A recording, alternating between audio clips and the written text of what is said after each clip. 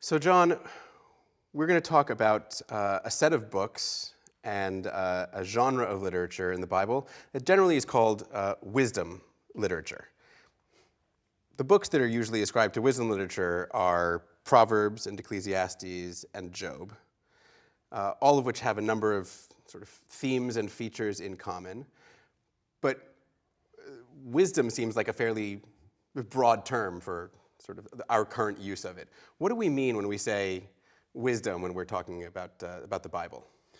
Well, I think the basic reason why those books are called wisdom books is because the word wisdom comes up a lot. So this isn't really a product of refined generic analysis. But the category goes way back. I think St. Augustine already used it. It extends a little bit beyond the books you mentioned, because if you have a full Bible, you also have the book of Ben Sira and the book of the Wisdom of Solomon. But now, to answer your question, I mean, what is it actually about it? Well, it's instructional literature. I think the first thing you notice if you look at it is it's all direct speech. Now, of course, the prophets also use direct speech, but the prophets say this is the word of the Lord, whereas the wisdom teachers more typically say, listen, my son, to your father's teaching, or at least this is good advice. Right, so instruction can come in a lot of different ways. I mean, people might look at the laws in the Pentateuch and say, that seems fairly instructional. Moses seems to be giving fairly clear instructions in Deuteronomy. So what you're pointing to then is it's a kind of instruction, a kind of knowledge that's being transmitted that is not coming directly from the deity. It's sort of more traditional, folk, common wisdom. Well, really there are two kinds, maybe three kinds of material in it. On the one hand, there's proverbial literature, proverbial sayings. Mm-hmm. Now, you get proverbial sayings in pretty much every country on earth. Mm-hmm. You get them scattered in other books of the Bible. The fathers have eaten sour grapes and the teeth of the children are set on edge. And that's a nice example. You do them one at a time. You put them in a context, and when you do, they can often be quite witty. Put a whole collection of them together, and you fall asleep before you make it through the second chapter of it. Right, it's sort of like it's like trying to read through an entire, like all of Bartlett's, quotations. It's one or two at a time is okay. Exactly. Yes. So I mean, the one you mentioned, the children's teeth are set on edge. That's one that is. It's mentioned in the book of Ezekiel, right? Ezekiel says, "You all have been saying this, and I don't think it's right." So some of these are right. They're sayings that, as you say, come up again and again and are up for debate at times. That's right, and in fact, it's of the essence of Proverbs that it all depends on getting the context right. So that a proverb that makes very good sense in one situation may not fit at all in another. So there's a sense wisdom actually is not the same thing as knowledge. It's not a matter of compiling a list of these things. It's more the wit to know how to use them properly. Then why do we have them in compiled lists? Well, how else are you going to preserve them? So then how do we understand then how is a book like Proverbs or Ecclesiastes, how is it supposed to be used? Right, what's the purpose? Yeah. I mean, not just for preservation, but surely somebody is doing something with this book. Well, indeed. Now, first of all, I should say they're not all proverbs. Right. There are also several, short sayings. My child, do not rob the poor, or something of that sort. Mm-hmm. Usually very sententious, very, very moralizing. Mm-hmm. And then there are also longer speeches. And you get those actually in all of the books that we're talking about. And these ones, sometimes Michael Fox in one of his commentaries calls them lectures. Right. So, and that I think is a point of how you might use them. They seem to be instructional literature.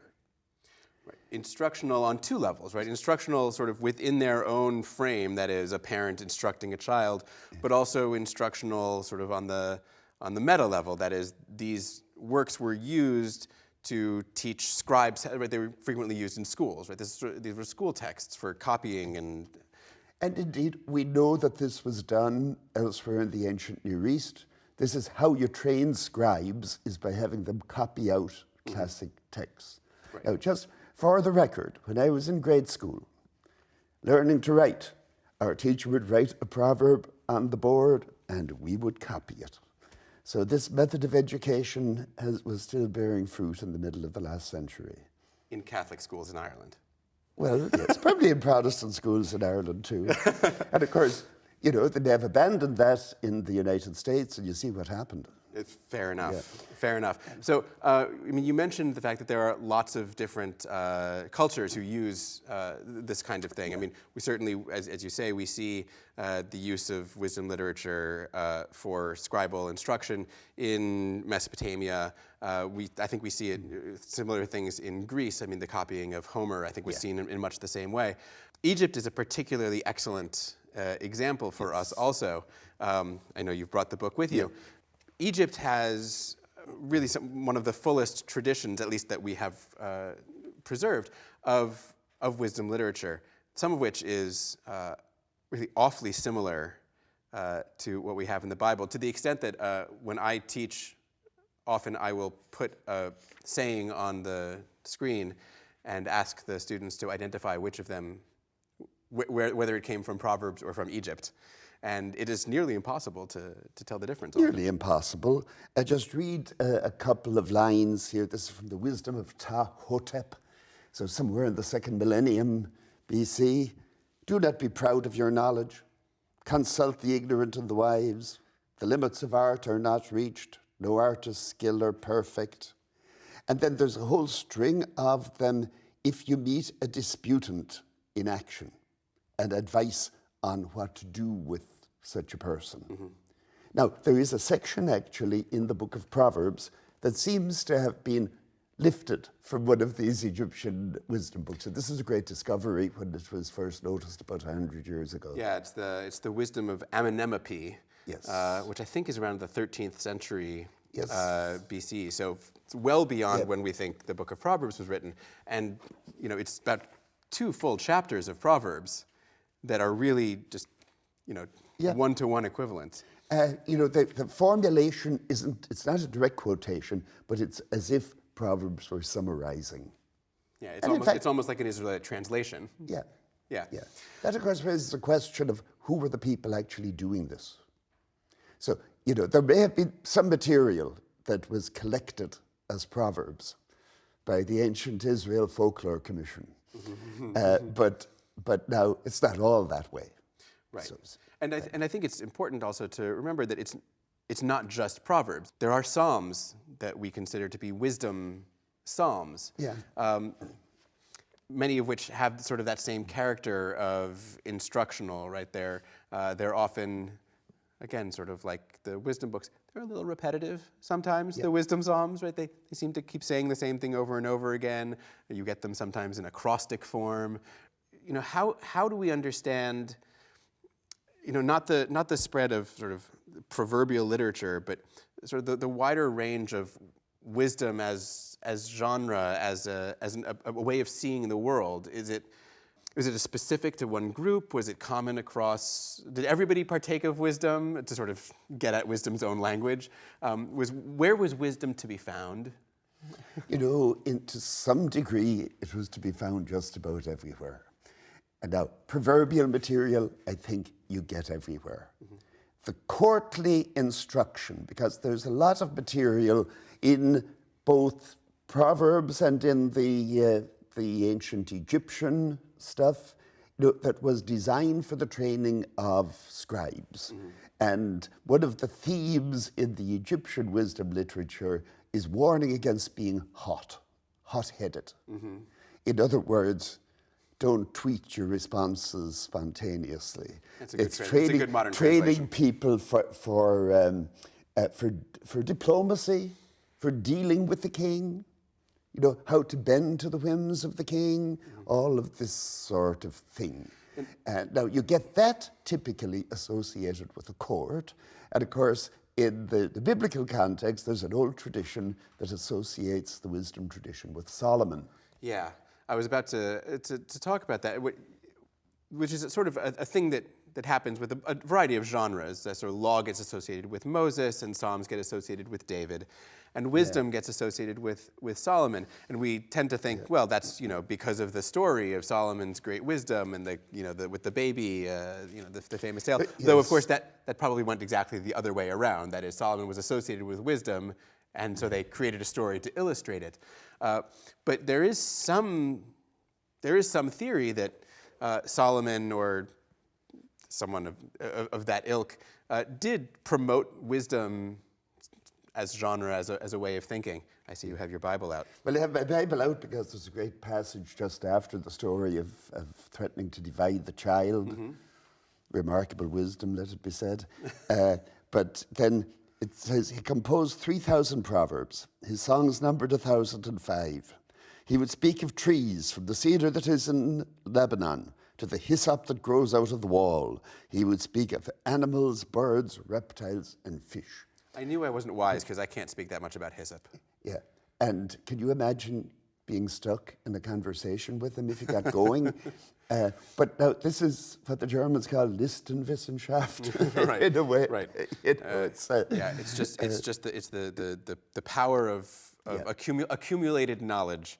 I wonder though, one of the things that comes up in that is there's a lot of nature in wisdom. There's a sense that wisdom as a genre is far more connected with what we might call, I guess, natural law. Versus, we already talked about versus revealed law. But wisdom seems to really center around the idea that everybody should be able to understand God's ways sort of abstractly. Yeah.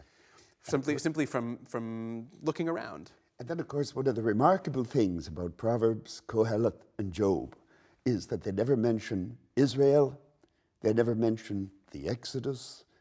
Now, in the days when people thought that Solomon actually founded a wisdom school in Jerusalem, they might add, well, you couldn't very well, if he was married to Pharaoh's daughter, you couldn't go on talking about the Exodus all the time. I think that one is gone. I think also the whole idea that we can trace any of it actually back to Solomon is very tenuous. Yeah. Now, perhaps Hezekiah, who came a couple of hundred years later, but we know that Judah expanded and Jerusalem expanded in the time of Hezekiah. But you see, you get wisdom education when you need to train scribes. I think that was the root of it. Yeah. The issue of its sort of universality, this is not unique, even though we're saying, right, scribes had access. The premise of it, at least within its own world, is this is something that's accessible to everybody and anybody. And it's interesting then that they don't mention Israel very much, but Torah comes up sometimes. Torah will come up. Yes, maybe not with the exact same meaning. Probably not. After all, Torah basically means instruction. Right. And when you get analogies between Torah in a wisdom book and the Torah of Moses, you need to ask which comes first.